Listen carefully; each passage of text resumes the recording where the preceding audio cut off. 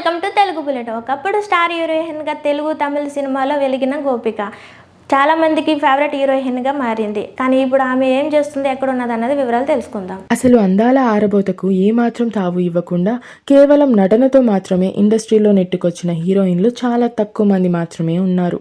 హీరోయిన్స్కి నటనకి ప్రాధాన్యత ఉన్న పాత్రలు రాసే డైరెక్టర్స్ ఉన్నంత కాలం ఇలాంటి సంసారపక్షంగా ఉండే హీరోయిన్స్ టైం ఒక రేంజ్లో నడిచింది. అలాంటి హీరోయిన్స్లో ఒకరే గోపిక. మోడల్గా కెరియర్ని ప్రారంభించిన ఈ కేరళ కుట్టి 2002వ సంవత్సరంలో ప్రాణయం అని తోవెల్ అనే మలయాళం సినిమాతో వెండితెర అరంగేట్రం చేసింది. తొలి సినిమా పెద్దగా సక్సెస్ కాకపోయినా నటన పరంగా అందరినీ మెప్పించింది గోపిక. ఆ తర్వాత ఆమెకి వరుసగా సినిమాల్లో హీరోయిన్గా నటించే ఛాన్స్ దక్కింది.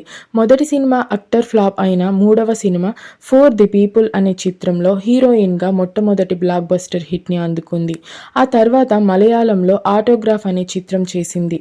ఇది కూడా పెద్ద హిట్. ఈ సినిమా తర్వాత మళ్ళీ ఆమె వెనక్కి తిరిగి చూసుకోవాల్సిన అవసరం రాలేదు.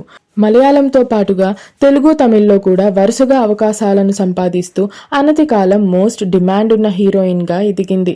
తాను హీరోయిన్గా నటించిన ఆటోగ్రాఫ్ సినిమాని తెలుగులో రవితేజని హీరోగా పెట్టి నా ఆటోగ్రాఫ్ స్వీట్ మెమరీస్ పేరుతో రీమేక్ చేశారు. ఈ చిత్రం తెలుగులో విమర్శలు ప్రశంసలను అందుకుంది, కానీ కాసులు రాల్చలేదు. కానీ హీరోయిన్గా చేసిన గోపికకి మాత్రం మంచి పేరు తెచ్చిపెట్టింది.